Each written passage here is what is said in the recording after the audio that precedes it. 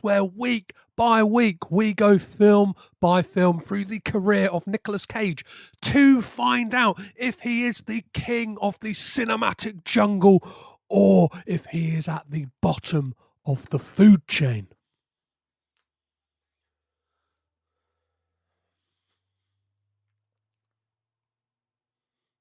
Each week I get a guest on and ask them, are they a Nicolas Cage fan? What was their first and which is their favourite Nicolas Cage film? This week I'm joined by comic book writer, musician and podcaster Mike West to discuss the 2019 film Primal. We will be speaking about this film in spoilerific detail. We will tell you blow by blow, punch by punch, everything that happens in this film. So if you don't want to know anything, if you want to go into the film blind, do stop the podcast now, watch the film and then come back. As always, you can find a handy document in the show notes that will tell you if and where the film is streaming in the UK or the US. If you fancy a little bit extra of this chat as well, you can head on over to patreon.com/cagedinpod, where you can get 3 extra bonus questions that I asked Mike. So what is his worst Nicolas Cage film? What is the best Nicolas Cage performance in a film? And which living or dead director would he like to see Cage work with? As well as that, you also don't get any of this. You don't get the intros and outros, because what the intros mean, kind of setting up thing. You know what the drill is.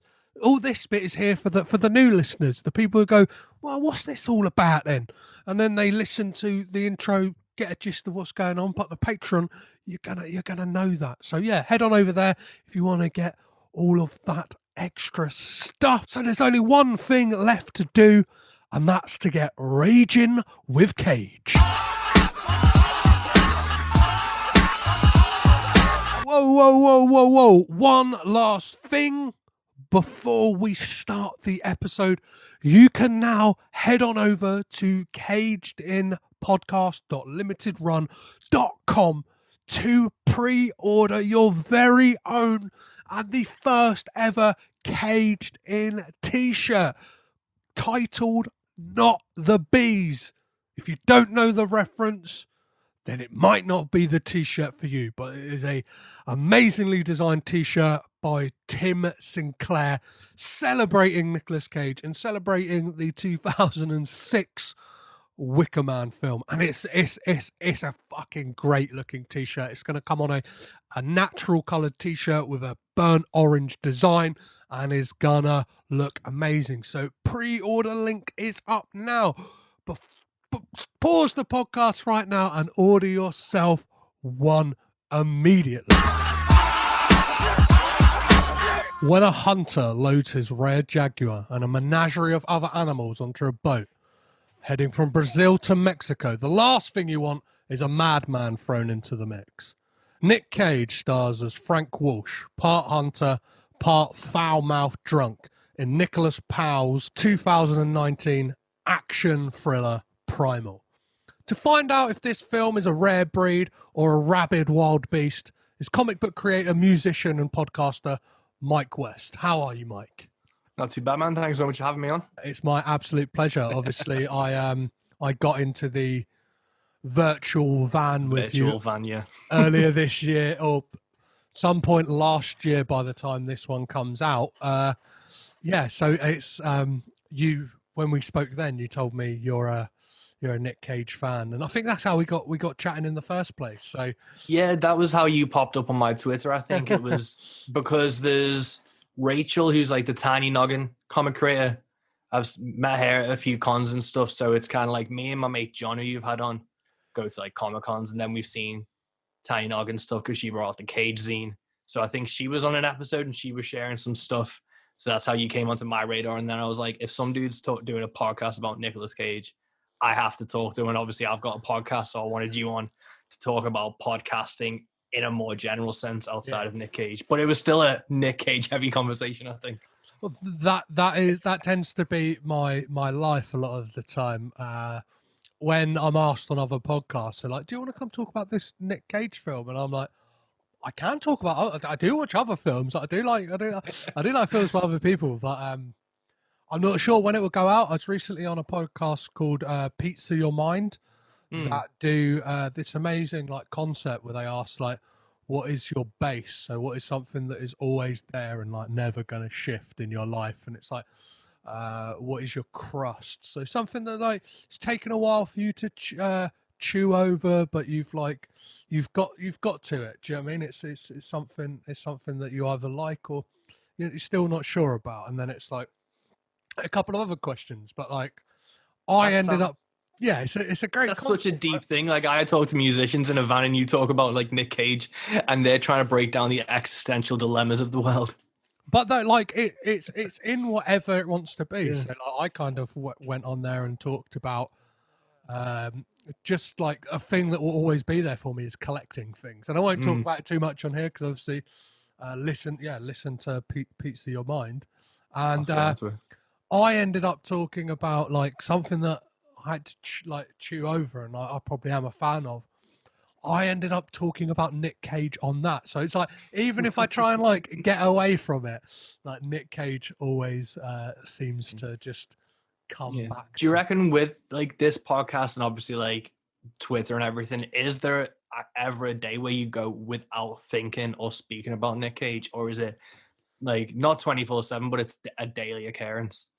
I don't know. I don't think there is. Like I can't remember like since April, since I brought the podcast. Yeah, since I brought the podcast back, I don't think there's been a single day, possibly, where I haven't typed his name. So yeah, it's a pretty I don't know, I'm living a wild life. Are you But ever gonna get a Nick Cage tattoo?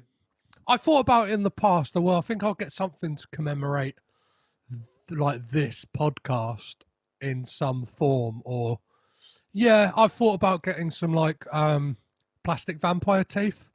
That's like a real like, Nice. do you know what I mean? Real, Just a but I might, low key. yeah, but I might get those and then something that is a bit more brazen, like a full Con Air back piece or something. Well, yeah. Speaking of Con Air, obviously we're here to find out. Firstly, are you a Nick Cage fan? Well, I say that we already know that, don't we, Mike? Yeah, yeah, die hard Nick Cage fan. So where did the kind of love and the kind of fandom for you start? Like, Like I think it's when I was a kid, Channel 5 was still a thing.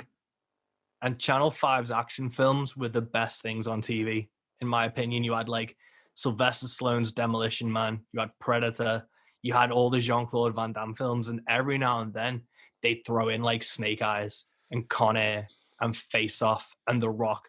So growing up on like that Channel 5 like action movie, I think it was like on a Friday or a Saturday. That was when I was first like exposed to like a Nick Cage film.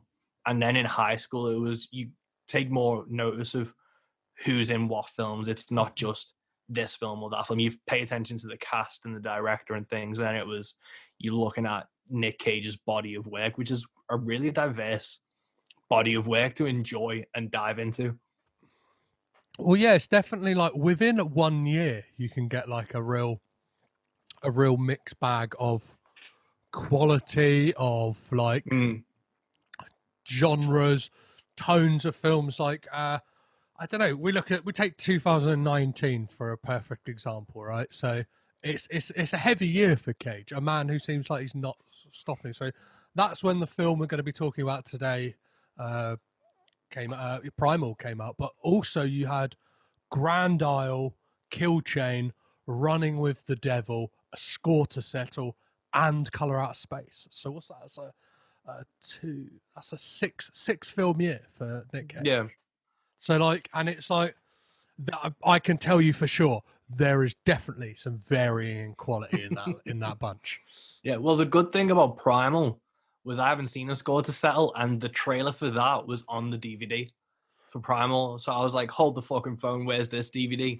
And the thing that I'm kind of lamenting at the moment is the Asda by Me is getting redone and restored or whatever. So they're all under work. So the DVD section's only about like 10 titles. So there's no Cage films at the moment. So I'm waiting for it to come back to its full glory. Well, A Score to Settle, I think I picked it up on DVD from a CX or eBay, and it cost me no more than £2, I think. And this is a film that came out last year.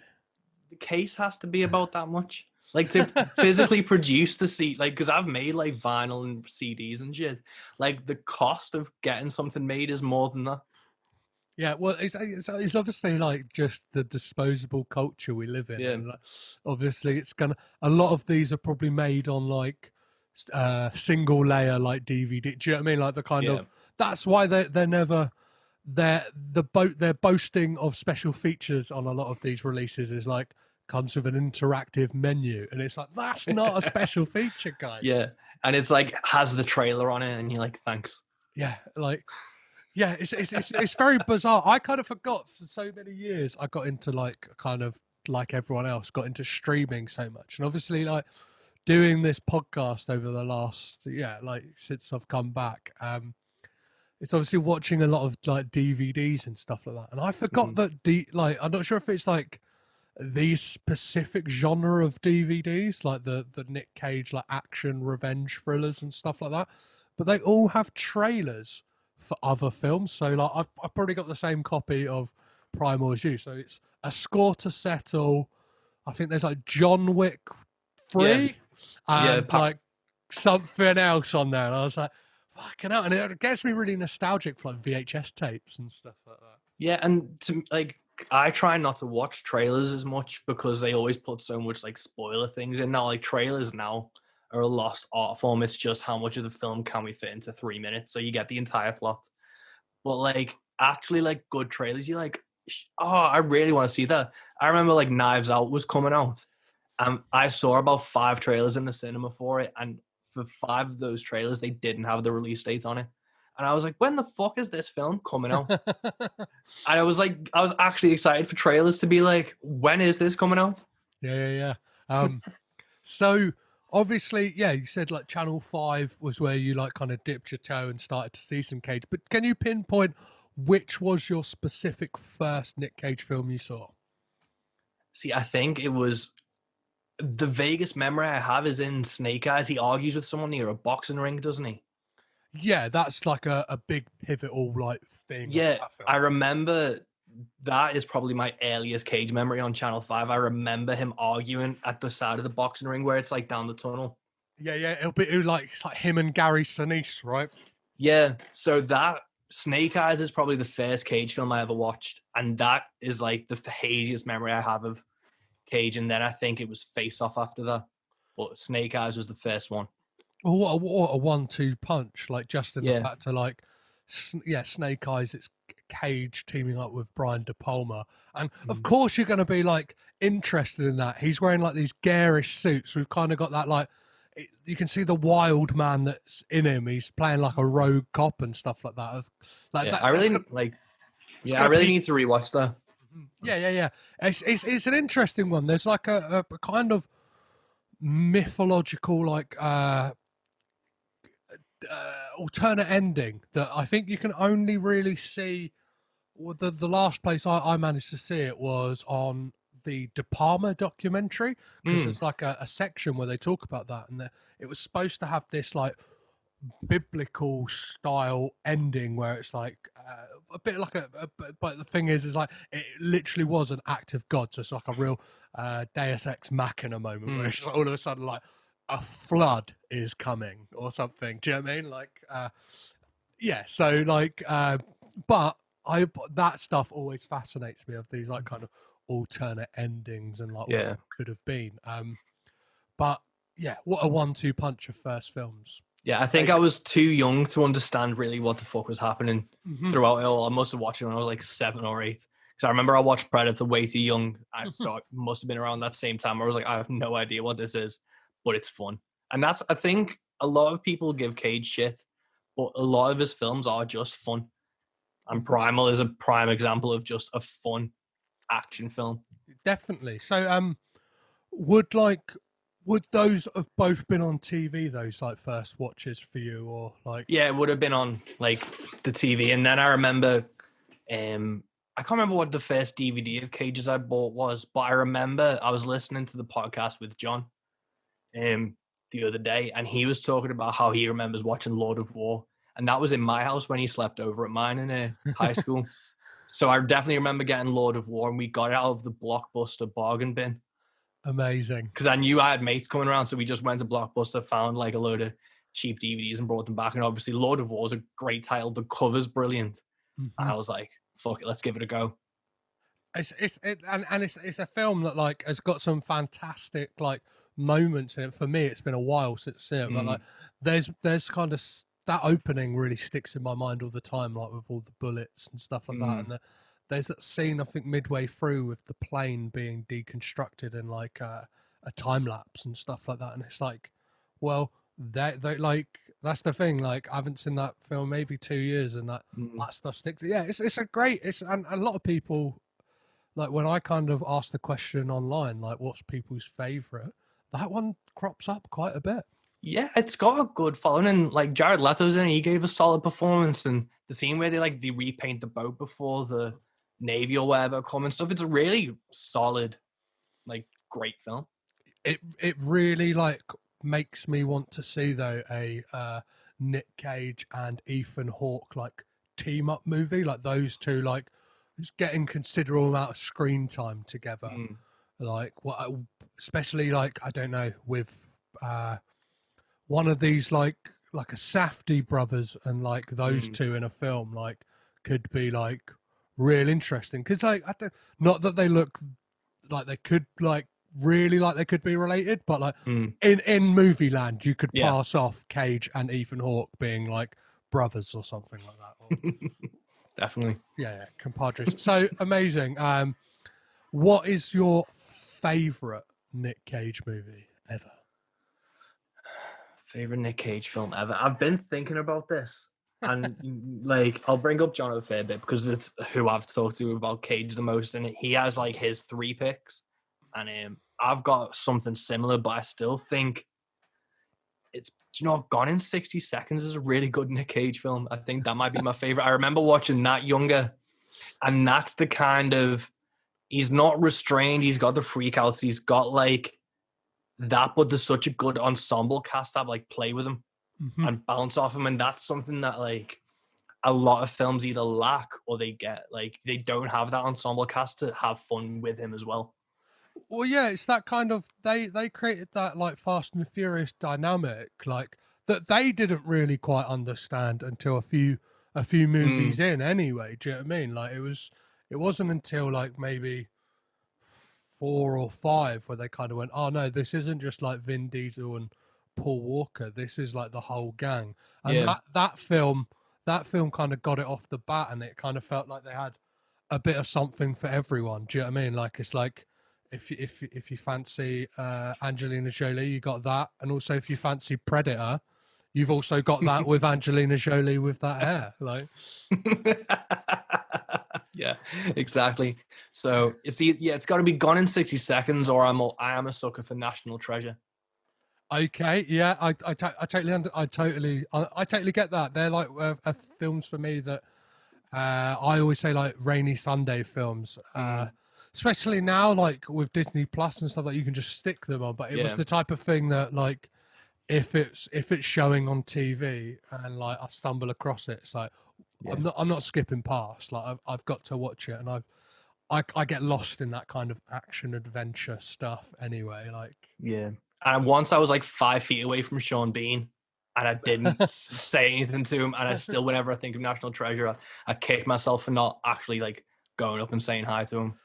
Well, because he's like a real villain in that as well, isn't he? Like that's what's good to see. It's like it's a kids, predominantly a kids film, but like it's got like a real baddie in it. Yeah. So amazing. That's I'm going to have to pick one, I'm afraid, though. Or would you like to pick one of those as a standout? I'm gonna go Gone in 60 Seconds because it's forever changed how I think of the name Eleanor as well. So I always quote Gone in 60 Seconds more, and if I'm waiting for someone to like move, I start doing the hand thing, and then it's let's go. Amazing. 60 seconds. That's going in the Hall of Fame of people's picks for this podcast. Amazing. I'll take that. And if I may be wrong here, I've been wrong in the past with this, but that may be the first shout out for Gone in 60 Seconds as a favourite, and something that I find Really. Yeah, like not that it's a bad film, Yeah. but more than anything, it talks to the fact that Cage is so diverse and he kind of has something for everyone, which I think's glorious. Yeah, I think it's because he's Memphis in 60 Seconds, isn't he? I think that's one of my favorite Cage character names as well. Memphis Range, yeah, he's got some solid, like, especially around that era, like what is it, Stanley Goodspeed, Yeah, Cameron Poe, Castor Troy, Rick Santoro, and yeah, Memphis Range. It's like that's a solid top 5 names. Do you know what I mean? Some of them do sound like you've opened opened a dictionary, put your finger on a word, and then flicked to another page and like picked another word. It's a bit Childish Gambino Wu-Tang name generator. That's perfect. I could have put it better myself. Amazing. So now's the perfect time to talk about Primal, Mike. Take it easy with my cat! What is it? White Jag, maybe 400 pounds. I have hit the mother load. Put it mother load. I think this one's going to the highest bidder. So nice to see American faces. Marine Commando under arrest for crimes against humanity. Seizures can happen without warning. My radio will be on 24 hours. Dr. Taylor. The man that we're looking for is a mercenary assassin, a professional killer. Loeffler let most of the animals out.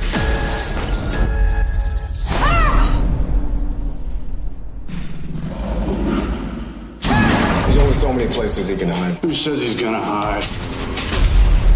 I'm going hunting. Government wants him alive.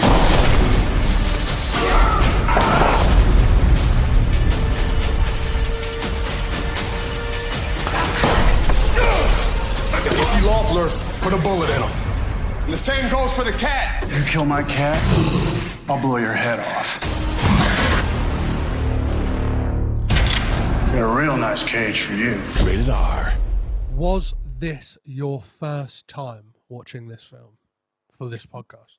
No, I'd watched it before, and I remember watching it a while ago and just loving this film. And then I remember you were putting calls out for films, and I was like, give me Primal. So obviously this is a re-teaming of actor and director in this case, and in the case of Nicholas Powell, he had only ever directed one other film, which was 2013's Outcast, and which obviously starred Nicolas Cage. So like he's obviously got an affinity for the Cage Man. Yeah. But like a really interesting director. I'm not sure if you know much about him at all. Like I know he was a stuntman initially, because I think after reading up on him, it made sense why the John Wick trailer had been on it and stuff, because that was a stuntman turned director, which made that John Wick franchise work so well. And I really like this kind of trend. I say trend, there's 2 of them that I'm aware of, but these stuntmen who know how the workings of film and how it's going to be shown on screen, they have an insight and a first-hand experience that I think is really interesting. So you get some really great visuals in terms of Primal with the fight scenes and the pacing, and obviously with John Wick. well, yeah, and Nicholas Powell's got some like real solid credits as a stuntman, right? Like if you kind of look through that list, he's done some. He was in like, Gladiator, I think. Yeah, he's done stunts on Gladiator, 28 Days Later, so yeah, English director as well, I assume, because he's like Yeah. here's one for the British listeners. He used to be a stunt coordinator on EastEnders.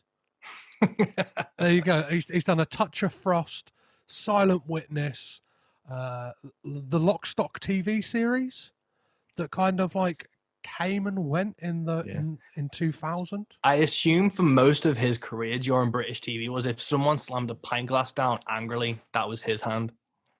Yeah, yeah. What or the like stunts would be on a British TV show.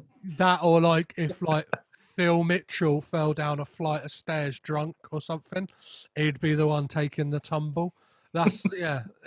Where I reckon he wore a lot of bomber jackets, or like, do you know what I mean? Like with the with that classic orange lining, I'd assume. But and this, like, obviously going into this film, I think if you went in blind, like having just known that he's the guy who directed Outcast, you could go in a bit trepidatious, right? What was your kind of like?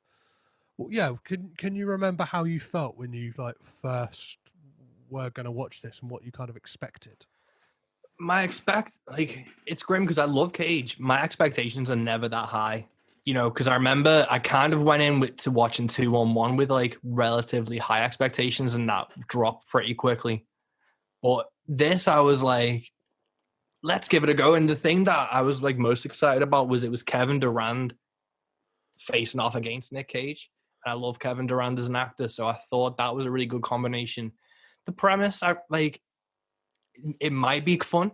So I was like, it's going to be worth a watch. It's definitely worth the £3 as to buy. So I was like, this will kill an evening. Let's have at it. Yeah, and obviously in the intro, I kind of did like a very loose summation of it. Could you kind of like do a bit of a better synopsis for us? Kind of like the build up of this film before things go haywire as such. Yeah.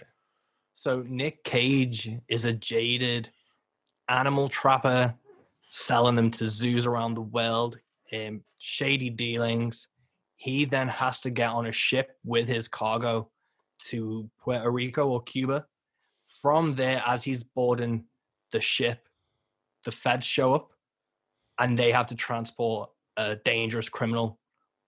And then hilarity ensues as they get on the ship and it leaves. Well, yeah, when we get to that point, obviously that's when we're like introduced to the rest of this cast. So there's obviously, as we mentioned, obviously Nick Cage as Frank Walsh, Famke Janssen as Dr. Ellen Taylor, Kevin Durant as Richard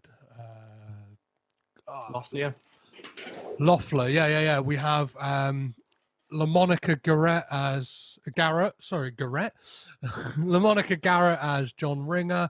We have Michael Imperioli as Freed. We have Isaac San Diego as Vasquez, and then like a whole host of other kind of like just US Marshal cannon fodder, basically. Yeah. Like, no offense to those actors, but like some of them, like I'm reading their names on IMDb here now, and I'm like, I don't remember you being called that. But like when we get onto this ship, it's really interesting. I was kind of gripped from the get go, and like I kind of forgave the film quite early because like we get this scene of Cage in a tree, like the film kind of opens up, and when we first see this white Jaguar, that like a thing of legend in Brazil, I think it is. Yeah. It's a CGI Jaguar, right? Yeah. Once you get past the CGI being like Alien 3 tier, maybe a bit better. But it's a £3 DVD. If you're expecting Avengers Endgame effects out of this, you set your expectation too high. Yeah, so for what it is, it does the job. But that's what I mean. Even with those like things, I was like, that's not bothering me, because I was like, this is what it is. Do you know what I mean? Yeah. But it's fun from the get. And I was like, one of the things I've got down in my notes is the fact like it doesn't take too long to get like to kind of for the switch to happen. So Yeah. like I think I checked the clock and it's like 27 minutes in. Like in that time, they've set it up perfectly in kind of who everyone is. And like some of it, like obviously like it's a bit like probably nitpicky, but there is like a very convenient moment where they're all at like dining tables and Cage's character is like brash and loudmouth and he's like, hey man, if we're gonna be on this boat with this guy, we gotta know who the fuck he is. Yeah. And then obviously we get the kind of company stooge for like the NSA or something like that, who's saying like, like gives us like the kind of the backstory of everyone and just like he does like the kind of John Cusack in Con Air where he's like, well this is, and I got some Con Air vibes from this. I'm not sure if you got like. I got the same thing. I remember I said to John after I watched this is my favorite action Cage since like the Con Air like action Cage period. But even talking about like pacing and action, even in the first 5 minutes, you have that kind of like cheap jump scare of the Jaguar coming up to the platform and then him going to knife fight the fucking thing. Yeah. So it's even the pacing of the film as you get into it in the first 5 minutes. It's like this is happening. Well, it's like that thing that we have in like a Bond film or something. Like that. They kind of give you that like big like bit at the beginning, bit of razzle dazzle, and then like kind of simmer down for a bit, and then kind of kick back into it. But like, this is like a solid 93-minute film, and doesn't mess about with its kind of like. And there's enough like jeopardy and kind of like wheels in motion and stuff like that, and enough players and like. The people you're supposed to care about, you care about. You know what I mean? And like, it's like they know like these U.S. Marshal guys are essentially the Star Trek red shirts. Like you're kind of like it's signposted from the get go. Like they ain't making it to the third reel of this. If they aren't getting a first name in the first 20 minutes, you don't need to pay attention to who these people are. Exactly. So. As the film progresses, obviously, with Kevin Durant's character, he fakes. He looks like he's having a seizure, right? And like, one of the things we get brought up at that like exposition dinner is that like, and Cage says to the NSA guys like, why didn't you just take a plane with him? Which, like, as an audience, it's kind. I'm kind of glad he was there because I'm like, why the fuck did I've seen Lost. Like, they had someone, they were extraditing someone to go back to America. Like, they just got on a plane. Like, and like, again, like you can look at this two ways, but this again is a 90-minute action. Yeah. So like, don't expect too much. It's just like it's got a very convenient. He's got like brain damage, right? That means if he goes over a certain altitude, he will essentially, his brain will like pop, and they need to... there's no questions because you could be like, well, why didn't they sedate them through the entire ship? Why didn't they do anything like that? Because that's not going to mess with his ear pressure or whatever was triggering his seizures. So there are questions that you can ask, but just don't, because it's 90 minutes and it's a fun film. And one of the things that really jumped out to me as well is like the kind of terrorist organization or kind of like militia organization that Loeffler used to work for. Were called Sword of God, which that they sound like a band that like I wouldn't necessarily like, but I'd go like they've got cool merch. Yeah, you'd buy a T-shirt and then someone would ask you to name a track. And you just go the self-titled. I like their earlier stuff. Yeah, in the witch's wood, and just try and like come up with something a bit like a bit mystic, and hope that you like roll that 10-sided die right. Yeah, but like the introduction to Durand and like Loeffler is really interesting, and Durand's one of them character actors that I don't think has ever been given the shot he deserved because he's phenomenal in The Strain. He was great when he popped up in Vikings. And in this, he talks with like a slightly higher voice, I think. And he has this really creepy smile throughout the film where he's in control the entire time. And with that same Con Air, John Malkovich vibe of like his character in this. that's the thing I got straight away. As soon as he's kind of introduced, and even the way it's shot, where like you get this thing of the restraints on his arms, and it's like kind of these people coming out of this van. All I could think was Cyrus the Virus. Yeah. And then he's like caged up in the hold, like he's somewhere between like Cyrus the Virus in that kind of holding cell in the plane, and he's a bit it's a bit Silence of the Lambs with like Hannibal Lecter almost. Yeah. Like he's this, and he's a guy who's incredibly like smart as well. Like and so like at the 27-minute mark, he fakes this seizure that and it's brutal, right? Like when he gets that guy in there and he's like biting his fingers. Bites his fingers. Does he bite them off or does he just fuck them up? Because I can't remember if there's, like, I don't think there's a shot where he spits them out. I think he just like chews on them a bit. But I think it's that thing of like he's locked his jaw on, and like it's that thing he knows what he's doing, so he like lures them both in with this seizure, kicks his chair out. So and it's quite striking imagery of this guy like kind of chains like round the waist, round the wrist, kind of like being like held up in the air, and then like shoots one of the guys, and kind of like from then like just kind of takes over the boat, like by using subterfuge and stuff like that, like destroying certain things, and kind of the big thing that kind of draws Cage mainly into the action is he lets all of his animals loose on the boat. Yeah, and the boat, it doesn't just have the jaguar on, it's these monkeys with their babies who are super aggressive. There's a tapir for some reason. There's parrots, and there's one parrot that knows what a gun is and can talk about it, which is a handy little device to have in a film. And so he's got all those animals there out as well, and it's like the poisonous snakes, which was like one of the big tension points in the film. Yeah, they're kind of set up really well as well, because like when it's revealed that the snakes are loose, you kind of are aware where they're gonna pop up at one point, because like he's like Cage is over the radio, Frank is, and he says like, well, the snakes are gonna go wherever it's the warmest, and it's like, you got these two like guys in the engine room. You got that guy puffing his cigarette, and you got this kind of helper Jerome.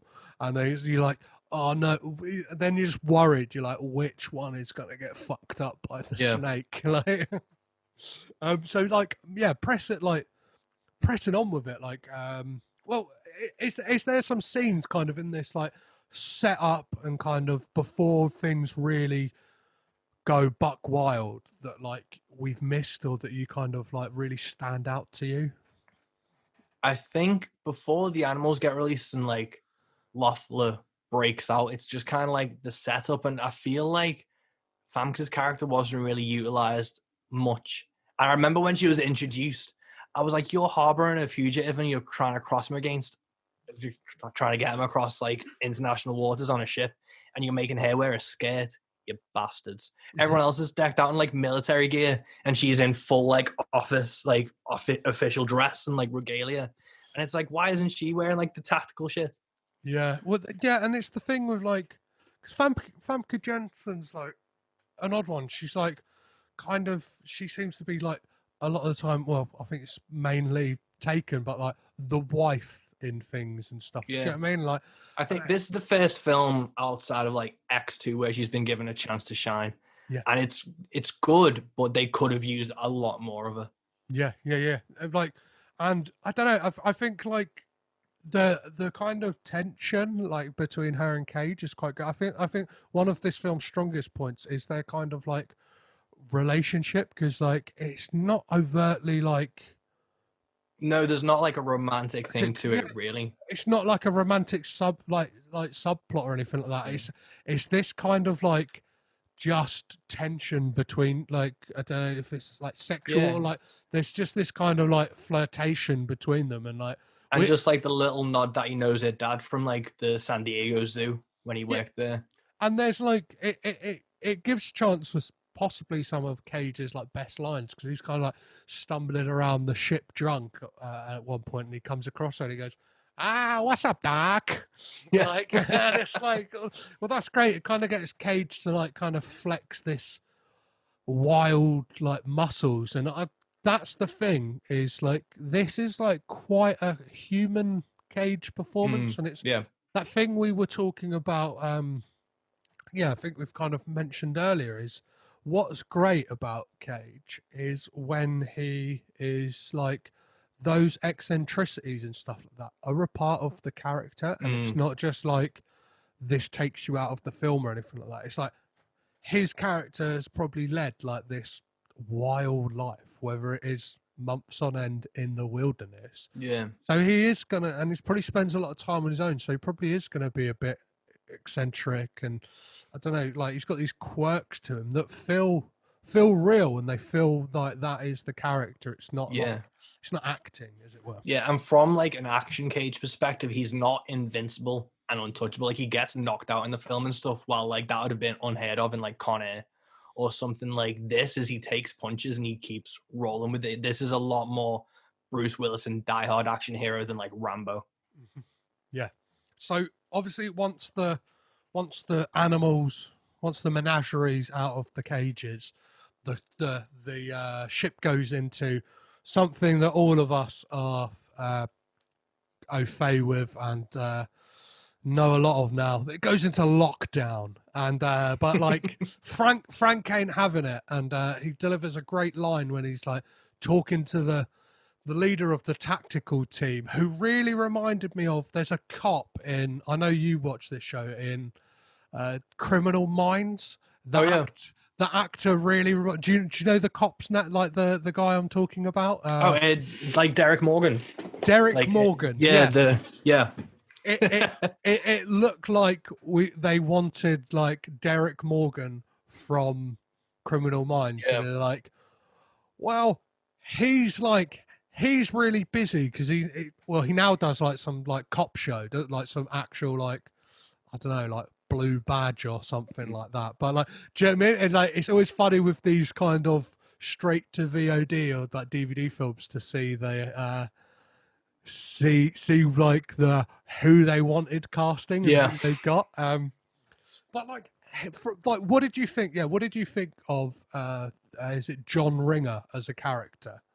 I really liked him because he's obviously the face of kind of the establishment. And one of the things that kind of like is a theme in this film, which I think runs through a lot of stuff at the moment, is like that distrust of the federal government and that distrust of authority. This is like Frank Walsh is like anti-authoritarian.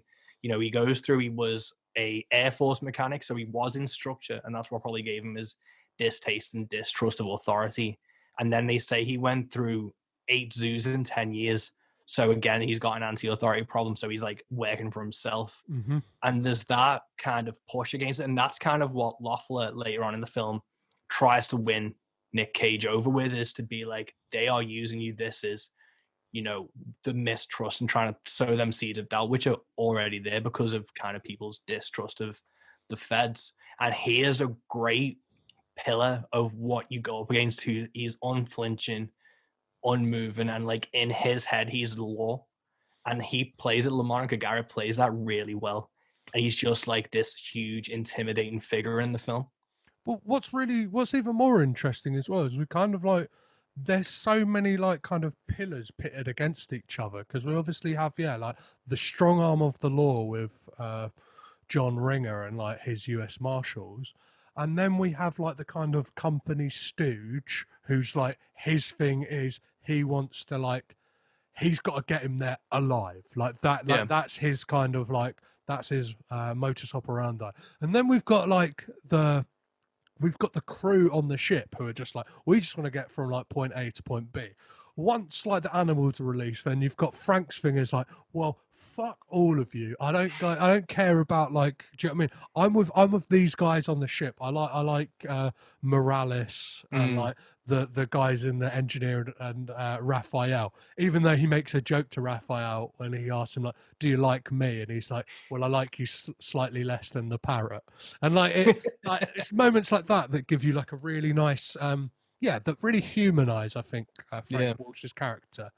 But like, I think that kind of dynamic makes it really interesting, in that it's not just like it's all of them versus Loeffler, or like it's this kind of there's a Yeah, there's distrust. the conflict and the agendas are always like superseded, and it's that what Frank's agenda isn't going against, like it's going against what Ringer wants, and then behind Ringer, like Michael Imperioli's character is like playing even like a bigger game that like no one else is even aware of.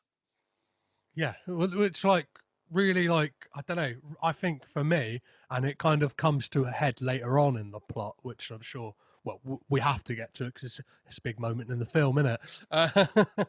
But like, yeah, obviously, unfortunately somebody does get attacked by the snake. Right, bites Morales eventually. Bites one of the snake, and the cook as well. He comes to an unfortunate end when much The monkeys get him. yeah, which is like that. This film manages to kind of allude to so many other different films, but not in the way where you're like, I wish I was watching that. It's just like you kind of get the vibe of something, Yeah. not necessarily like, they've ripped off that. Like I don't that moment. It's like a mixture somewhere between like Jurassic Park and is it Deep Blue Sea? The moments. I was literally just about to say the kitchen scene reminded me of Deep Blue Sea. Yeah, it's got that kind of vibe, right? And I think it's like anything in a kitchen where like there's definitely, especially like they're little creatures and they're kind of running around. It's like that kind of Jurassic Park thing with the kids like hiding, but like it's pretty brutal what happens to him, right? Yeah. But like going back, I think you were about to like say you had like a quote or something, but one quote as the ship goes into lockdown, which kind of sums up like Frank's character and his viewpoints against Ringer's, is when Ringer asks if the taps are working and he goes, "I know how a fucking faucet works, you federal clown." And it's the level of condescension Ringer had to Walsh and the contempt Walsh had back at Ringer was just a really great character tone. Well, and there's another line he delivers which I think's like perfect when he says like I'm not just going into lockdown, I'm going to get my animals back. Like, and he says like, how long will it take for this arsehole to find that arsehole? And it's like, do you know, it's like he already thinks he's like, well, you're like he already thinks everyone's an arsehole, and then like he's like he really sticks it to. I think it's Ringer. He says it to, or yeah. He's like when obviously more of Ringer's men get killed, like after Morales is bitten by the snake. Ringer shoots the snake, and then one of the guys gets taken down by the jaguar. And there's like this again, like a very tense scene of like you've got Frank with his like tracking device going into this room, and then you've got a couple of the like U.S. Marshals going in, and like again, even though it's like a ropey CGI jaguar, when it jumps out, it's like, ooh, Yeah. But yeah, the point I was like leading to is when he kind of like after that moment, Ringer kind of like that's when he's kind of against Freed, like, and he says to him like, right, like I don't give a fuck anymore about your like we need to extradite him and get him there alive. He's like he's dead, and he turns to Frank and he's like, so's your cat that's dead, and he says to him, Frank says to him, like, you kill my cat, I put a bullet in your head. And it's like, this guy doesn't give a fuck. Like, literally, the only thing he cares about is like those presidents on money. Do you know what I mean? Yeah. Like they're the kind of like masters he answers to. Like, not. And the interesting thing I've just thought of while you were like talking about that is like it's an interesting, like, I don't know if it's a parallel, but it's an interesting thing where a federal agent and a government employee is saying you're going into lockdown, and some guy who's rather anti-authoritarian went, no, I'm fucking not. And that kind of distrust is like deep rooted. It's quite like present, especially in like this culture and society at the moment. So that is like, I really found the interesting thing was, you know, even though there's not a lot of American citizens or anything on that ship, it's really just Frank. There's still a distrust of the government, and there's that libertarianism and like anti-authority in this film is like that's deep rooted, and it's even like it's been out in like a lot of things, like in Tiger King, where they're like fuck the feds, and there's a lot of that kind of attitude now. So it's interesting to see it in this setting as well, and like how it's deep rooted into even in a film that's from 2019 and filmed earlier than that. Yeah. So as the plot goes on, obviously Loeffler manages to like get the upper hand on them when he takes over the bridge. Right, he takes out the second in command, and one of the cannon fodder gets taken down, and then he he turns the boat around and destroys all the controls, and then we get like Frank manages to trap Loeffler, and like he's again like there's moments like that. He kind of like the way Frank is reminded me of like a John McClane type. He's kind of got that kind of charm to him where he's like he takes his map off him. He kind of like takes him into a room, and is it Loeffler grabs Raphael at this point, and like he's holding him, or Raphael comes into the room. Yeah, so he's got Loeffler at the gun, and the kid walks in, but then the Jaguar walks in, and he'll only have time to shoot one. That's it. So yeah, because he had a gun, didn't he? And he has a tranquilizer, a dart rifle. Yeah.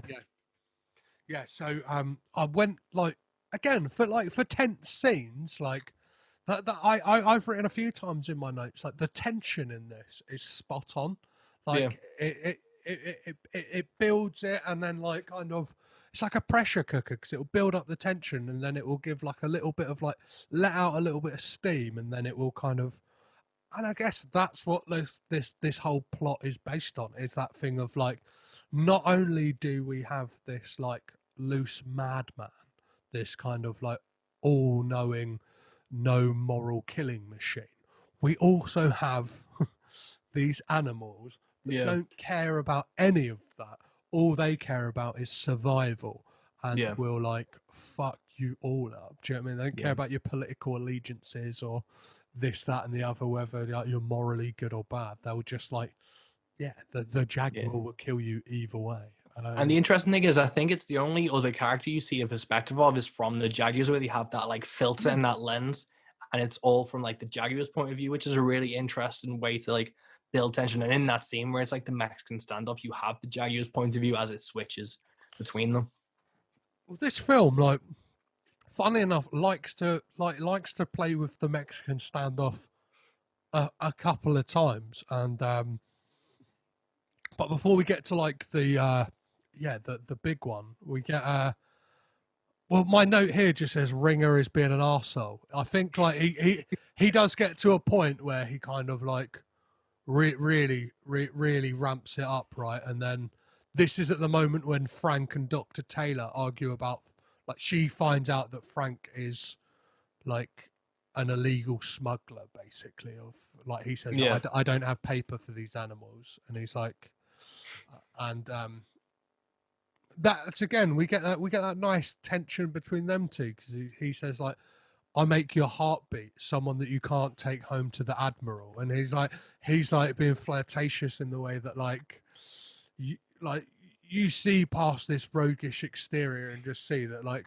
and that's the thing, as an audience member, you also see that as well, like, and then like, how is it that Frank gets knocked out again? Like, it's when he's got the gun on him and they're walking through the archives, and I think Loeffler makes a move and knocks the gun out of his hand, and then it's just a scrap, and that's when he just starts like, Walsh gets a few good digs in, but Loeffler, like, Duran's like what, nearly 7 foot tall or something, like he's huge, and obviously gets the upper hand on him as he's military. But then I've made a note, and it's military strong versus jungle strong, because Cage, he's not like Marvel ripped, he's not like an action hero physique, he's got like a belly on him, but to me that's more believable, where you have like those dudes who are like dockers or welders or whatever, where they have that like physique where it's like a barrel belly or whatever, but they're still strong as fuck. So if you have to build like a high hide in the jungle and you have to trek and you have to catch these animals and drag them back in cages, you're gonna have a physique or like a strength that belies like what you actually look like. Yeah, and I think it interestingly says something about just like Nicolas Cage's career as an action star, because he's kind of that generation of like everyday man like action heroes, and I think like that kind of like boomed in the 90s especially. It's kind of like I always look at him and Keanu Reeves, because Yeah. if you look back to the 80s, it was either people who were like these chiseled Greek Adonises, whether it's just Sylvester Stallone's or Dolph Lundgren's or Arnold Yeah. Schwarzenegger's, or you had like these people who were highly trained in like martial arts and could like, do you know what I mean, your Van Dammes.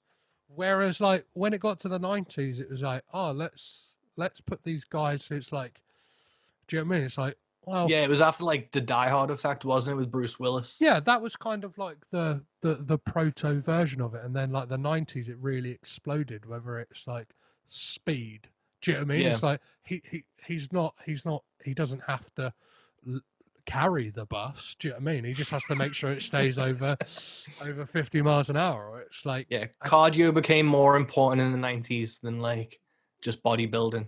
yeah, and it's like Cage in The Rock. It's like he likes science. He's do you know what I mean? He's a scientist. It's like, Yeah. oh, that's a bit more achievable than being like, yeah, so you gotta work out in the gym like every waking minute. Like, do you know what I mean? You've got to get up before you go to bed to get in the gym to Yeah. look like Arnold Schwarzenegger. And it's like, I don't know, yeah. And then That's the thing. I think he was only ever really like, I read a thing where the best shape he was in Con Air, when he was like 10% body fat.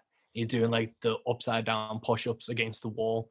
And since then he's not been again. He's not like Chris Hemsworth ripped or Chris Evans or whoever. And it's more realistic. And he's not, Steven Seagal level unbelievable, where it's like a fucking like a weeble running around with like glasses on. Nick, it's still he looks like a man. Like he looks like he's got like, if you want to use the term dad bod, but he's just an average shape guy. And I think that's probably down to Cage, who's like, if I'm doing these like 6 films a year, if he got ripped for one, he'd have to suddenly lose weight for another thing. It'd mess up his whole gig. He doesn't want to be doing like what Christian Bale did to his body. So it's got to be just like something like a shape and a fitness level that is consistent across like films like The Everyman. Yeah, exactly. Yeah. So back to Primal. When did you realize that is it Michael Imperioli's character was a rotten apple? Oh, I don't know if it's because of my paranoia and distrust, but the second they were in the canteen introducing everyone in the first 20 minutes, I was like, that guy's gonna fucking betray everyone. But the way he does it and the level he does it, because he comes off as like he's not gonna get his hands dirty and he wants them alive. And then his first kill's pretty brutal. Yeah, he slices. He stabs a guy in the back of the head. So it's not like he's using a gun and being like emotionless. Like if you're stabbing someone in the back of the head, that's a level of brutality that kind of gives more away about a character than if he just shot him. Yeah, because you are literally getting blood on your hands. Like, it's not a figurative thing. And then, yeah, like after you get that, and that's when Loeffler kind of like cottons on that, like he's not as he seems. And then Freed like is, well, no. Loeffler, like kind of in classic villain like tropes, tells Frank his kind of dastardly plans, and he's like, I need my map back because I'm going to chart this boat to Grenada, and then I'm kind of going to disappear, right? It's like and then it gets like, for me, possibly one of the hardest moments to watch in this film is when Loeffler decides to like that he knows the bargaining chip. Well, as we've established, Frank doesn't care about the people on the boat. Yeah.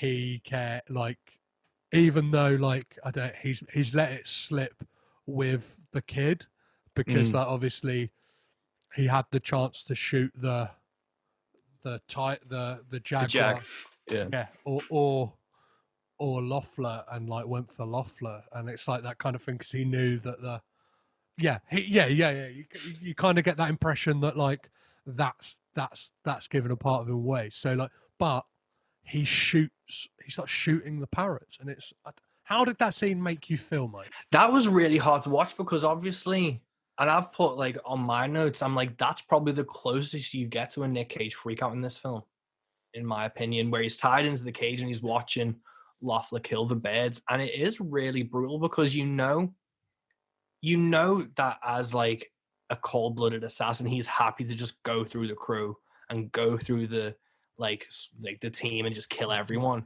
But it's when people in films turn on the animals is when you're like, this guy's just unapologetically evil. And I don't know why that is, but I know this is why my girlfriend didn't watch this film with me, because I was like, animals die in this film, and she was like, I'm out.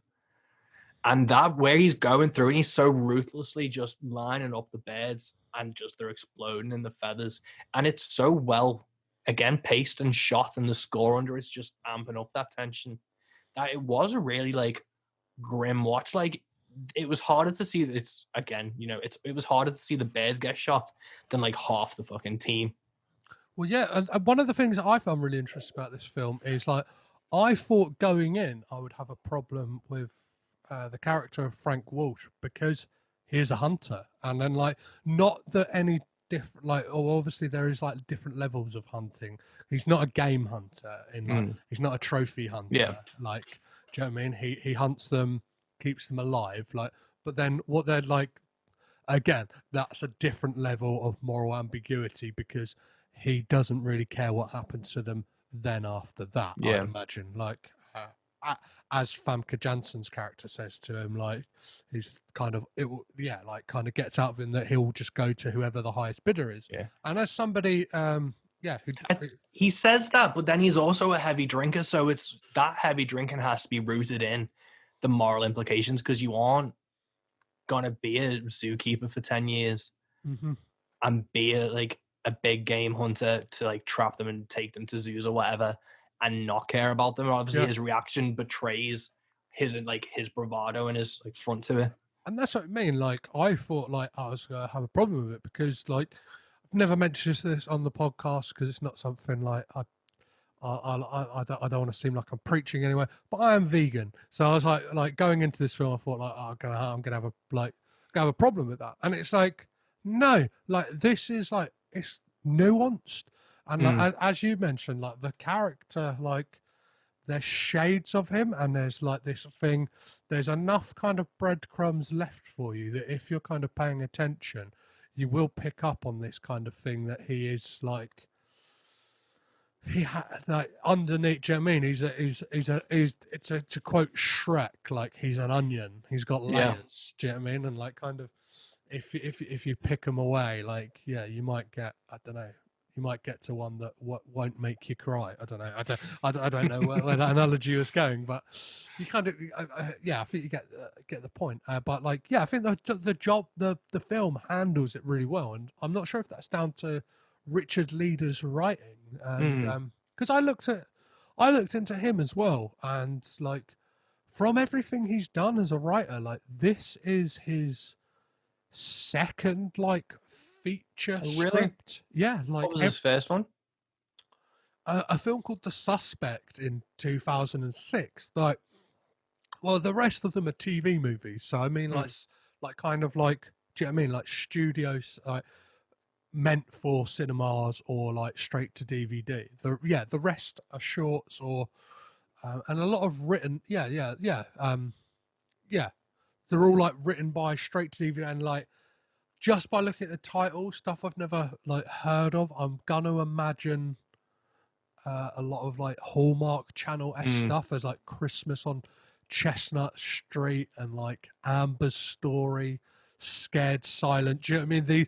These all sound like late after or like mid afternoon Channel 5 fare where it's like like lots of high strings and kind of like lots of family tensions.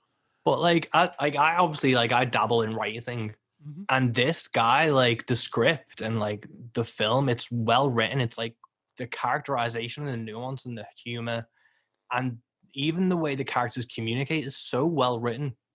that it is a really a testament to how well this guy has written this film and the screenplay, and just, you know what, this film's such a treat. Yeah, because we get that moment like after the last scene we were mentioning, where obviously Loeffler's still on his rampage, and he like again like a character you don't really get a lot of screen time with, but is Jerome. And like when it came to like his kind of death, like him getting his neck snapped, I just really felt those two like engineers, like the kind of the guys working in the engine room, like I don't know, it's something about them, like you get who they are straight off the bat without really like. I don't know if you got. I got a they were a couple vibe in my head. Oh, really? Like, from my perspective, I was like, though, like to me, those two were like, I don't know if they were in a relationship, but I thought they were a couple, and I thought like they had a history and that was like deeper from what it was. Like, I don't know if it was like the looks and the way they acted around each other. It was, to me, I thought they were a couple. That was the vibe I got from them. And I really enjoyed like Jerome, and I can't remember the older mechanic's name, but I really liked them two characters, and I was like sad to see Jerome go. Yeah, because like for me, the kind of my reading of it was like they just like, because obviously the other guy is that much older that it's just like Jerome is possibly like from, I don't know, somewhere from Jamaica. From Jamaica, so like somewhere where the boat's like kind of like docked up one day or something, like Jerome's joined them like willingly. Do you know what I mean? Like like and kind of like he's taken him under his wing, and it's kind of like this. I don't. Whether it's a romantic relationship or it's kind of like this paternal like some relation. But yeah, it's like there was definitely like a loving connection, I think, between them two characters that I really enjoyed, because obviously you had the father and son on the ship, and then these two were the only other like couple that were really seen in the ship. Mm-hmm. So I really enjoyed like their relationship and chemistry. And that fight, I was screaming the entire time, help him like jump in as well. Because if both of them had got him, both of them had jumped on Loeffler, it might have ended differently. Mm-hmm. But Jerome's death was like one of the character ones that I was really sad to see. Yeah, and it's like again that's definitely down to like a 1-2 of like some solid directing and a great script that this film's got. So and then and you saying about script as well. There's a great, like the next scene's really great where you have like Freed, like, and he finds Frank in the cage, and he's like, "Can't, like, just let me out?" And he's like, "It's locked." And he says to him like, have you not seen the movie? Have you not? Do you not watch TV? Shoot the damn thing. And it's like, and it's like that kind of thing. It's like great. It has those moments of levity throughout it that kind of go, all right, we're not like that. This is what this film needs. Like it, and the thing is, this film is so much better than it has any right to be, I think. 100%. Like, I've seen a lot of reviews talk about it as a B movie, and I get that from the premise and the CGI and stuff. But the level that like everyone commits on this film, from the screenplay to the directing to the acting, is phenomenal for what it is. Well, yeah, and it's got that kind of thing as well, that it's a film that like you would probably write off because it's got one of those pull quotes on the DVD cover that is like, what is it like? I've got this up because I wanted to talk about this because I don't understand what it actually means. The ultimate hunter versus the ultimate predator. And I don't know who's who in this. My thing was like the pull quote where it's like, you know, when they have like it's X film meets X. Oh, yeah. So I think in the case of Primal, it is something along the lines of like snakes on a plane meets like like snakes on a plane meets Under Siege or something like that. Die Hard meets Snakes on a Plane. That's what it has on the back. Quoted by Starburst. And I did my research, and that isn't the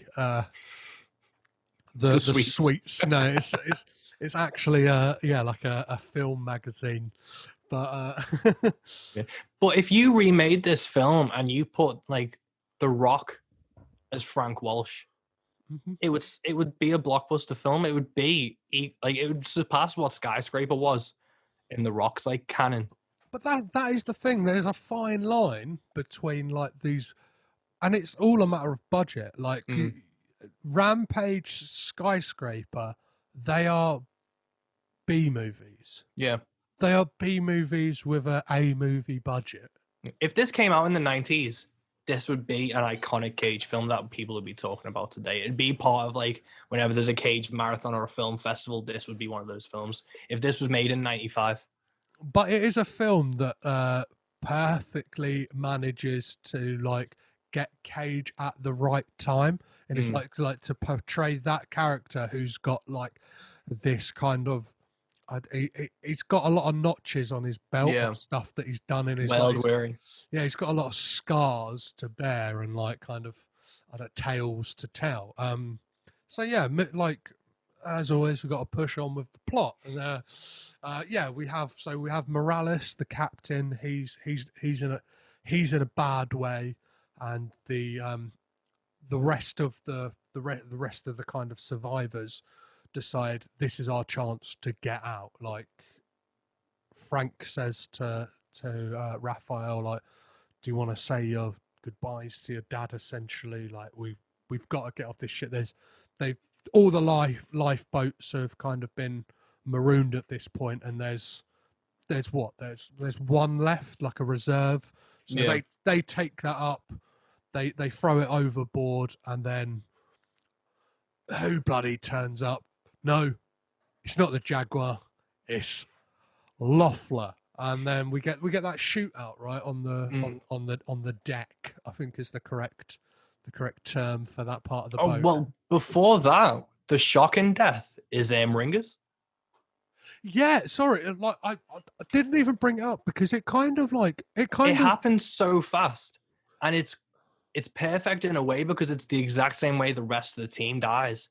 But for such a primary character to go out the way he did I was like, holy shit, that actually happened. Yeah, because they kind of just play it off like boom, boom. Do you know what I mean? Yeah. Like they don't make a song and dance of it. Yeah, like, it wasn't a last stand or anything from Ringer or LaMonica Garrett's character. It was literally as brutal an exit as you could really get for what is considered one of the biggest characters in the film. Yeah, because like you kind of like you get a glimpse, you get a hint at it that it's going to be like this last stand because like he kind of comes in. There's Ringer and like another agent are coming up the stairs. Like Loeffler takes out the first guy and then he shoots Ringer. Because it's like you think they're going to the last stand and it's going to be this big shootout, but it's literally as they open the door, Loeffler steps out, shoots Garrett in the chest, shoots the other guy down the stairs, and then shoots Garrett again in the face. And through the head, and it's over. Like, yeah, and it's like it's sobering in the fact that like, and it is that thing of like, I don't know, I kind of like that way that it didn't treat it like this kind of like this is the big Hollywood moment and stuff like that. It's like, well, if you're gonna kind of mess around with like quote unquote wild animals, like, which is kind of basically like the wildest animal on this ship, is Loeffler. Yeah, is that like it's not gonna be there's not gonna be chance to like dance around. It is just gonna be like if he's got a chance, he's gonna kill you. Yeah, it was very like Red State by like Kevin Smith, and its like delivery of that. It was very just like gone, and then it was carry on with the rest of the plot. It was very like it wasn't a throwaway kill. It was an important kill, but it was a brutal like how they went about it. Yeah, definitely. So yeah, but that. See, if I was doing this podcast on my own, I would have probably forgot that. Yeah, I made a note. I also made a note that LaMonica Garrett was a slam ball player before he was an actor. Do you remember slam ball? No. Where they were like, they must have been, why are people not watching basketball anymore? And being like, is it the one boring. with trampolines? Yeah, let's add trampolines to basketball, and they made slam ball, and LaMonica Garrett was a slam ball player. Amazing. Before he was an actor. But that was a little side note. But Ringer's dead, and we're on the deck. Yeah, and then Freed shoots the raft, and Loeffler manages to take Raphael hostage and calls the Coast Guard to say, like, we're on this ship. And the thing is, this is one of my, like, nitpicks in this film, is that, like, the way he speaks as, like, pretending to be Ringer, like, he's just, like, really, like, blasé and informal about it all, because he's like, yo, Ringer out, but at the same time he's there like casually eating a banana. He's like, oh yeah, and one more thing, we're gonna need some food on that chopper as well, because we're all pretty hungry down here. And it's like, you don't sound like someone who is in distress, or even if you are in distress and you're like a trained military operative, to be like the kind of guy you would expect to be like, do you know what I mean, down the line. Like, Ringer is very much like, yes, sir, no, sir. Like, do you know what I mean? Roger, over and out kind of guy. And like, Loeffler's like, kind of like, for somebody who's so smart, it's like, come on, mate. It just shows that like one of his biggest flaws throughout the film is he's rather cocky, and he knows he's smarter than everyone else on the boat. So he already knew he was smarter than Ringer, and by killing him, he was like, I'm better. And he knows the person on the other end of the walkie doesn't deserve his acting. He doesn't deserve to be acting like Ringer or like to act military. He knows. He's like, he doesn't even stop eating the banana to call for help. Yeah. He's just like, you're gonna do it anyway. He's just got that level of like contempt and cockiness around it all. Well, because in his introduction as well, what he says to like Dr. Ellen Taylor, he says to her, like, oh, I'll meet you in like that Al Campo lounge for some cocktails. And he says to Frank, like, or Frank says to him, like, I'll meet you on like the racket, the shuffleboard deck. Yeah. And that and the next scene's when he brings that up to Famke Janssen's character, when like she's kind of sneaking about trying to find Raphael, and an actual like this like got me, and I live streamed like me writing the notes for this. Just and kind of taking, and when paused the film every so often and talked about other things that I didn't really kind of, I'm a salesman, I didn't want to ruin this episode as well, but that moment really caught me off guard when the monkey jumps up at the window. I was like, you cheeky bastard, like you've put this little cheeky scare in. And then like that's when Loeffler says to her, he's like, oh, like we said we'd meet for a couple of cocktails in the lounge. She's like, and then he obviously takes her hostage, and then we get this like fantastic Mexican standoff, but in a way I've never seen, because it's kind of done in a straight line. Like normally it's in a triangle, but they really like utilize the kind of like, well, they use what they've got, right? Because they're in like the galley of a ship, or like they're kind of. And by this time, Walsh has switched to a hunting bow. Yeah, it's like the guys are fucking So far we've seen him use, like, I think at one point when he's like, he blow darts a couple of monkeys at some point, doesn't he? He's used to like a kind of he has like a revolver, a tranquilizer, and now he's switched to it. Now he's like, fuck this, and gets the bow out. Well, it's really interesting how it's in the line for the standoff.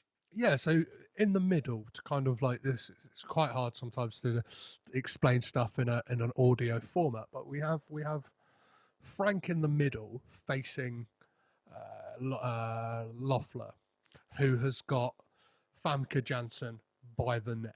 Classic hostage move. He's got a gun to her head. His standoff with Frank is, if you shoot me, I shoot her.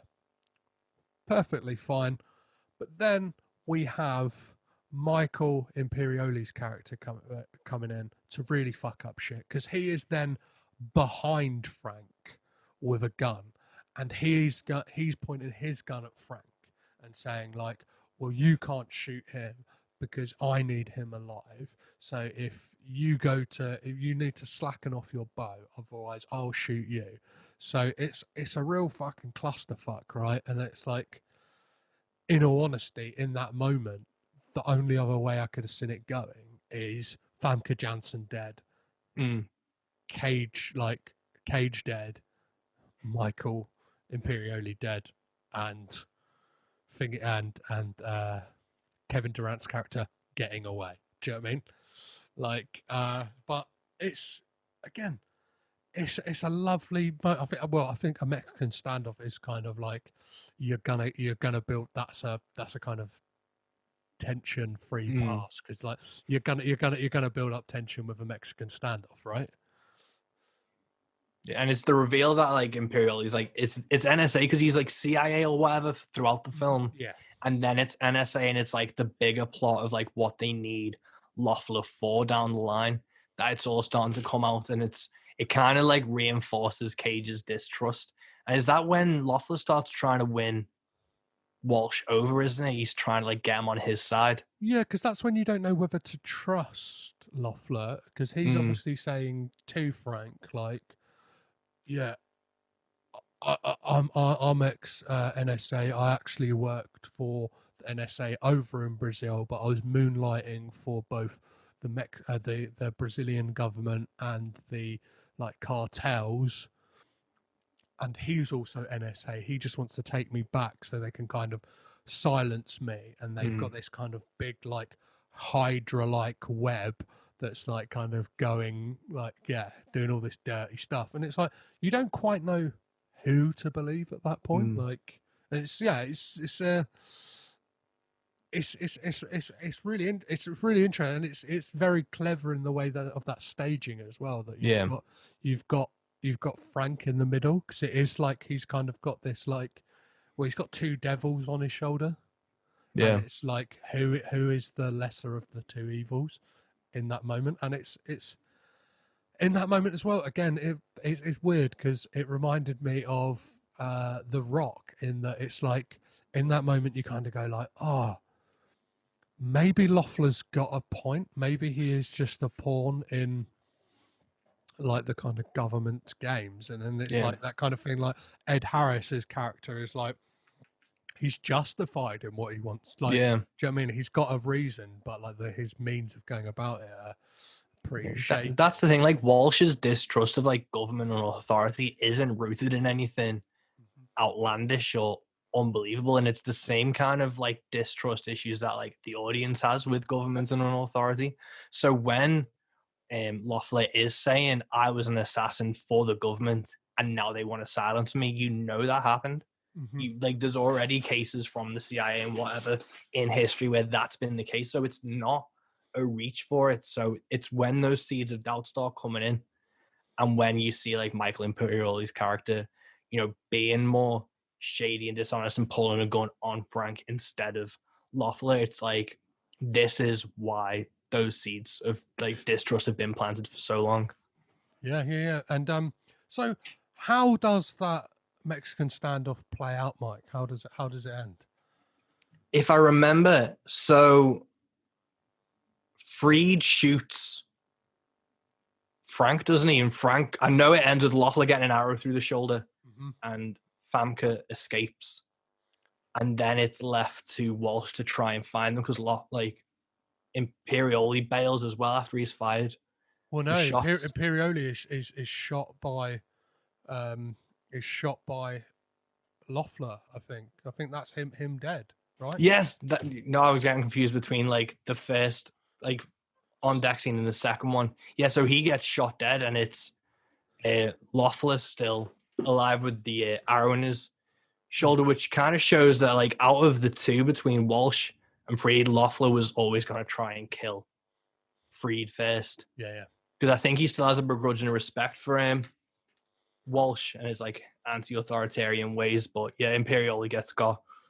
Well, and then we kind of like it's all kind of up for the end game here, isn't it? Kind of like we get this great exchange over the radios between Loeffler and Frank, and like is it Frank says to him like, how about you come here? Or like, yeah, how about you come here and I'll kick your fucking ass? And he's like, yeah, all right then. And then they kind of have this meet up, and like again, like through his hunting prowess and expertise, uses that to his advantage. Yeah, because by this time the Jaguar has been locked up in a storage, like in the like electrical cupboard of the deck, and Walsh is hidden behind barrels and starts using the blow darts to go against Loeffler. Yeah, and he's dipped them in this stuff called Karari, and it's this like it's this it's a great fight scene they have, because obviously they have this thing of like with Frank hiding behind the barrels, and kind of like it is that you tense up because you're like he could easily be done in for that, and it's like, and the fact of the way we saw like Ringer get like offed and stuff like that, it's like, well, this do you know what I mean? The person who could save the day here could just be Famke Janssen or something. Do you know what I mean? Yeah, after the Ringer, it was kind of like all bets were off. Yeah, and it again plays to like Walsh's like strength and character, that he's hiding while he's poisoning him. It's not a straight out brawl straight away. It leads to a knife fight, but the initial confrontation is a lot more like underhanded. Yeah, it's a lot more like using their smart. And whilst this is going on, we kind of have this like ticking time bomb, because Loeffler has let out like the last remaining venomous snake, like at a perfect distance away from Famke Janssen and Raphael, in that like that's coming towards them, and then we kind of get this cutting back and forth between the shootout, and then he starts to get groggy from the Karari. They have this knife fight again, and it's like they're both taking hits, and like I think Cage like gets it, like gets really, stabbed. like in the shoulder, and it's like it's pretty like gruesome, and like then it kind of leads to like I don't know. I guess some people could call it underwhelming, but the Karari just kind of takes over basically Loeffler, and he then realizes he's kind of been set up into this trap. There's a classic, like, what is it, like noose on the floor that like the old noose on the floor ruse. Yeah. He's even put some like like a hay over it. Yeah. So he's a smart guy, as Frank Walsh, but like do you want to? I'm not sure if you have it in your notes, but like there's a brilliant line, kind of Loeffler's final line that he delivers, and Frank's retort. If you don't have it, that's fine. I got no. It what's that one? He says, "I can't seem to feel my legs," and Frank's retort is, "I can't seem to give a shit." And then, like, obviously pulls the rope and has him hanging upside down. And it's like, not only is this just a solid 90-minute actioner, the fact that like they've pulled off the kind of like final like do you know what I mean? It's got to cool off Bennett, like, or let off some steam. It's, do you know what I mean? It's got a kind of like, it's got one of those. It's got one of those like classic like zingers. Yeah. And that's something you can just like use for like future reference. So it's like whenever anyone says anything to you where it's like, I can't seem to find whatever, you can be like, I can't seem to give a shit, and walk out the room. Yeah. It's like a real like bang, phone down moment. And then like you think like it's pretty like it's a pretty brutal send off for Loeffler, right? And it just gets worse. Yeah, because like Cage goes and opens the cage, like literally. He don't like on this podcast saying he opens the cage. It could be like a metaphorical thing, or he goes wild. But there's another interesting like exchange, like but like a kind of like final exchange to have, where he says like, how much money do you want? Like Frank, I'll give you anything. And he's like, it's not about the money. It's personal. Yeah, because like Loeffler said it to him before, where it was like, it's not business, it's personal. And Cage says there's a little throwaway over his shoulder as he lets the jag out. Yeah, and then we kind of like, the film very neatly wraps up here, right? We get the Coast Guard coming in, and the talking parrot's still alive. Yeah, and so I've got a theory about what did you think about the ending to this? Because I've got a theory to how where this goes after this plot, because it just wraps up nicely, and it's like the Coast Guard show up and they go, "Do you have permits?" And Famke says, "No, it was destroyed, but I saw it." And she starts to have that grey stuff, but then like that moral like grayness, and then it's Cage has said that he's going to let the Jaguar go to a reserve, and it's all just a very, it goes to a lot of a happier ending of a simpler time. Yeah, because she probably does like the biggest flirtation move you can do ever is she gives him her business card. I'm not sure. I'm like, you're engaged, right? Yeah. Yeah. Did you give your fiance a business card when you found her, or like vice versa? Is that the way you like? I don't think I gave her a bit. She does have some of my business cards, but it's not a pickup line. It's not exactly. Yeah. If it, like you wouldn't think like, oh, what's a way to really like I don't know. We're probably like there's probably people listening to this right now who like work in the city and stuff like that, being like, what do you mean? That's how we do it. That's how we move and shake. Like, and then it cuts to like the rainforest in Costa Rica or something, and Cage is on a really shitty laptop trying to type in like his full address, and then gets like a number wrong, and it bounces back as mail not able to send, and he's sat in the jungle going fuck. But yeah, my because you get this, it kind of the camera like pulls away as you got like Cage with this parrot on his shoulder, like looking like, I don't know, what's that Kurt Russell film? Is it like Captain Ron? Like he's, do you know what I mean? He's looking like he's looking like he should have a spin-off series. Do you know what I mean? The escapades of Frank Walsh. But yeah, she says like, oh, I'm from like Adelphi. And he's like, oh, it's just the parrot. Like, how would you feel about living in Adelphi? And my theory of what happens next after this film is it turns out that where Frank has to deliver the Jaguar is no other than Joe Exotic's zoo in Florida. Like, that is a strong theory.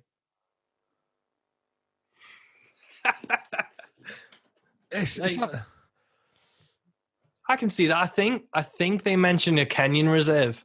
yeah. But I think that would definitely be, maybe that's where it's like if the tapir didn't make it because we don't know how that turned out.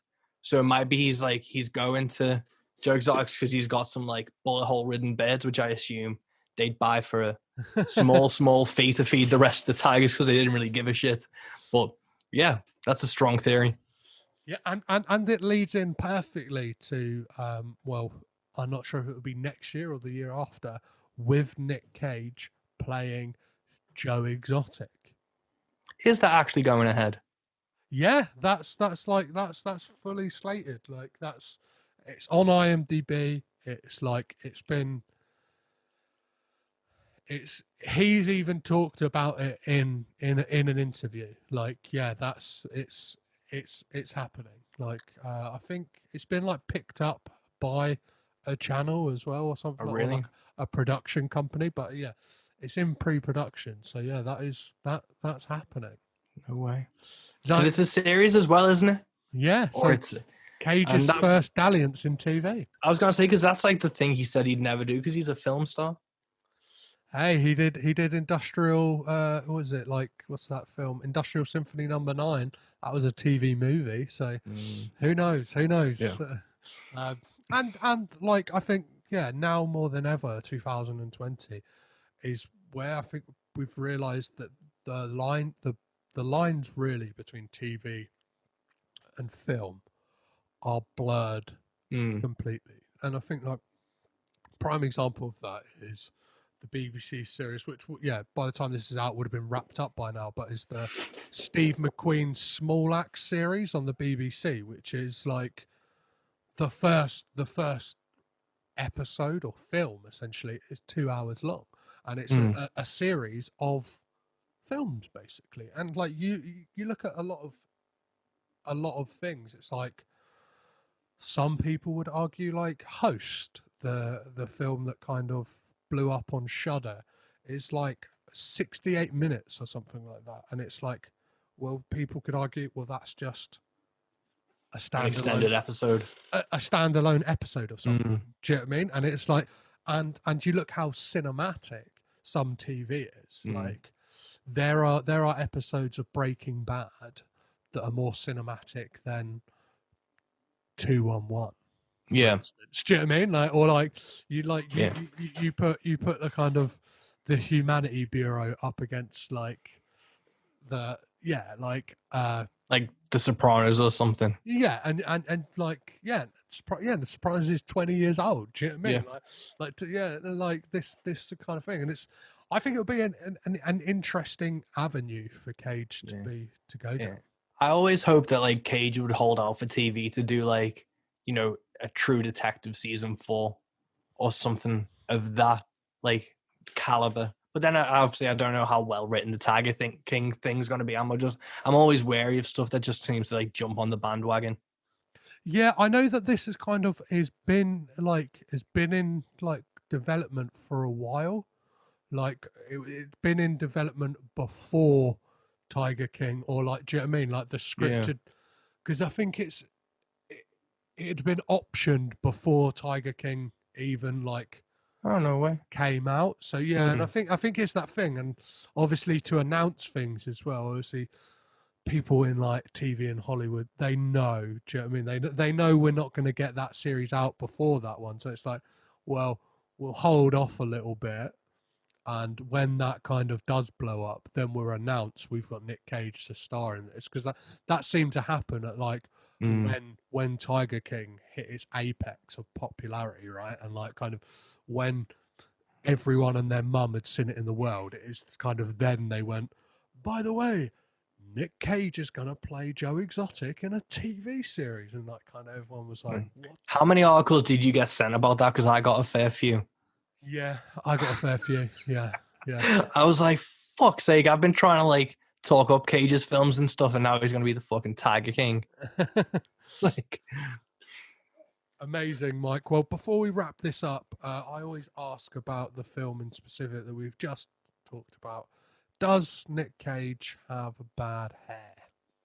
I don't think so. I think it's quite like Mandy-esque still. It's still that kind of like thinning brown hair. That's just, again, it's just everyman. It's not a wig. It's not really anything outlandish. It's just, you know, Frank Walsh's hair. Well, it's that thing, like when I tend to talk about bad hair, it's normally like, well, I think the prime example of recent times has been Looking Glass, where it's like this kind of like I don't know, unhumanly dark black hair, where it's like, what's going on there? And so talking about stuff that is off the wall and crazy, does Cage do anything spectacular and crazy with his voice in this film? I picked up, I don't know if it's crazy, but part of the character I picked up, he references Long Beach, and he has that surfer dude tone to a lot of stuff. So when he goes out of like, when he starts emoting, it starts like breaking through of like he was like a beach bum or something back in the day. He has that kind of Long Beach, Californian surfer dude way about his delivery of certain things. So I think that's the craziest he kind of goes in this. Well, I think this kind of the voice he uses in this is really interesting. Like, it reminded me of another film he's done, but I couldn't quite pin it. But like, obviously, it makes sense for the character, because obviously he says he used to live in San Diego, so he used to live in California, and like, would have well, I've been to the beach in San Diego, so they do have beach, or probably would have been up and down the kind of West Coast anyway. So yeah, he's like, I think it's a great vocal. Like, I don't know, I think Frank Walsh is just a great character, I thought, and it's like there is definitely a lot to be said about this character. He came in fully formed, and you just started learning more things about him. And this is probably one of the most rounded Cage characters in recent memory. Yeah, and it's that thing as well that in regards to not just being fully formed, but he seems to. Oh, I've lost my train of thought here. I do apologise, Mike.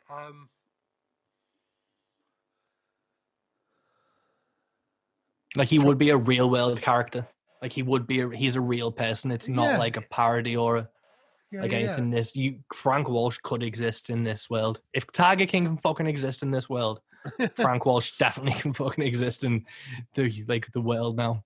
Well, it's the thing that he's not just he's a flawed person, and the point I'm trying to make is that it plays upon like Cage's real world baggage, and I think that's I always find that kind of casting quite interesting, in that like he is a man who like to some degree has been in the public eye for a long time. Obviously, is quite reserved about a few things, but it manages to like use that like world weariness that Cage like gives off the impression he's got, and like uses it to both the character and the film's advantages. So let's move on to the final question. Some people, and I more and more so think wrongfully, go to Nick Cage films looking for these kind of cheap freakouts. They all they want is the sizzle reel of Nick Cage loses his that shit. 9-minute YouTube video. Does Nick Cage freak out in this movie? I don't think so. He like the most like freaked out he gets is when Lothar starts shooting the birds, and that's an understandable reaction to it. So I don't think he has like an unnecessary reaction to anything in this film, and nothing hits like a tone or a cadence that is unnecessary. So I don't think he has a freak out in this film. I think it's all, as it should have been. I totally agree with you, Mike. So as we wrap things up and as podcasts go, where can people keep up to date with you, with everything you're doing, whether it's the music, the podcast, or the comic books? Cool. Where can we find you? You can go to my website, which is mike333west.com. I'm at mike333west on Twitter and Instagram. You can find me on Facebook. I brought out a full-length album in August. So that's a full album. It's on vinyl. It's on CD. It's had some good reviews, which have been nice. That's out. That's on my Bandcamp and on my website. And then you can find Into the Van on Spotify and Acast and all the podcast platforms. You've been a guest on it, which I was lucky enough to have a while ago. I've had people like Anthony Simpkins from Gems on VHS. I've had Sean James, who's a phenomenal musician, whose music you may have heard in The Last of Us 2. And, some great country musicians. And I've had Beans on Toast on recently, and it's just been a really fun thing. So all that's through the website. And I haven't written a comic book in a while, so I need to poke John to try and get something to do that. So, just focus on the music and the podcast at the moment. And if you want to hear about the comic stuff, go listen to John's episode of this amazing podcast. Yes, yeah. Thank you so much, man. Mike, it's been an absolute pleasure, having you on the podcast. And thank you so much for raging with Cage with me. I've been looking forward to this podcast for so long, so I've been so excited to get this done. Thank you so much for having me.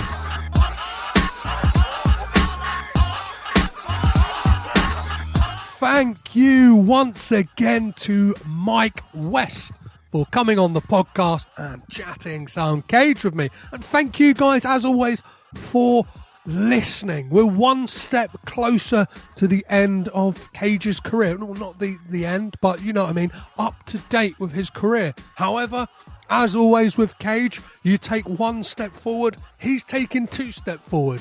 As we've seen for this year, he's got 4 films at least slated for release, and one of them I'm very, very excited about is Willy's Wonderland, released on the 12th of February 2021, not even a month away. So cancel your dinner plans, whatever they were going to be inside anyway.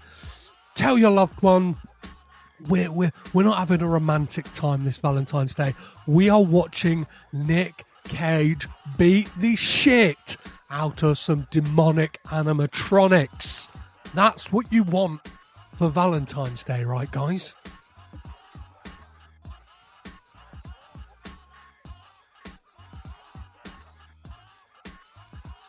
As for the future of this podcast and where it's going once I'm done with Nick Cage, if you follow me on social media, as you all can, if you're listening, if this is your first time, it's at Caged In Pod on Twitter, Instagram, and Facebook. You would have seen some teases, some utterings of some stuff going on.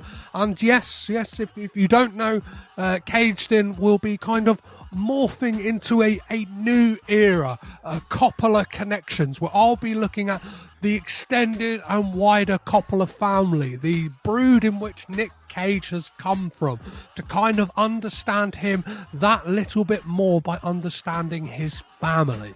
As for next week on the podcast, I'm going to be talking to Logan Kenny about the 2019 or 20, depending on where you live and when it came out, film Grand Isle. Before then, though, this Friday, there is another bonus, another Caged In conversation with Marianne Zumberg, talking about her top 5 and bottom 5 Nick Cage films. Because in 2020, as if things weren't bad enough, she decided to watch every single Nicolas Cage film. I say this week in, week out, but please, if you haven't already, subscribe, rate and review the podcast on Apple Podcasts. 5 stars would be fantastic. And tell me, what is your favourite Nicolas Cage film and why?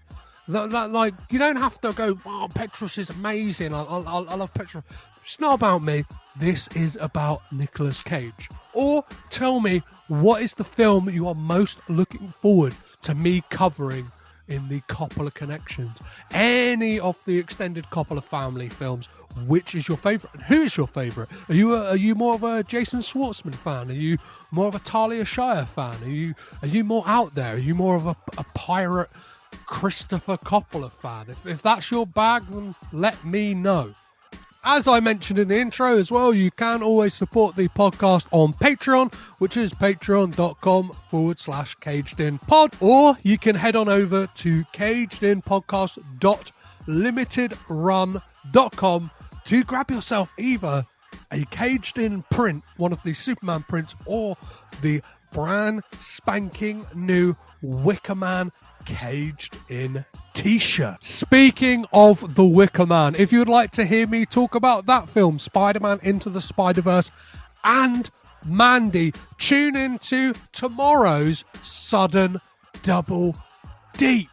I had the absolute pleasure of joining those guys to talk about those 3 films in a kind of man-ish triple bill. Their whole premise of their podcast is they pick 3 films linked by a word and talk about them. They bent the rules in my case, and we got to talk about 3 films linked by the word man. It just happened to be that Mandy slightly warped the rule, but that film is all about warping perceptions anyway, so we will have it. And obviously, if you're listening to this at a later date, head on over to Sudden Double Deep. Maybe type in Sudden Double Deep, Petrus Patsilivus, or Sudden Double Deep Caged In, and it will definitely come up. You'll be able to find that episode. Daryl, Matt, and Jeanette are absolutely fantastic. I love those guys. I can assure you that all 3 of them will be back on this podcast at some point. So if you have not had, if you're not sick and tired of hearing my voice, tune in to Sudden Double Deep tomorrow, or right now if you're listening in the future. So, as always, guys, I have been Petrus Patsilivus. I've been Caged In. You've been amazing. Until next week. Bye-bye.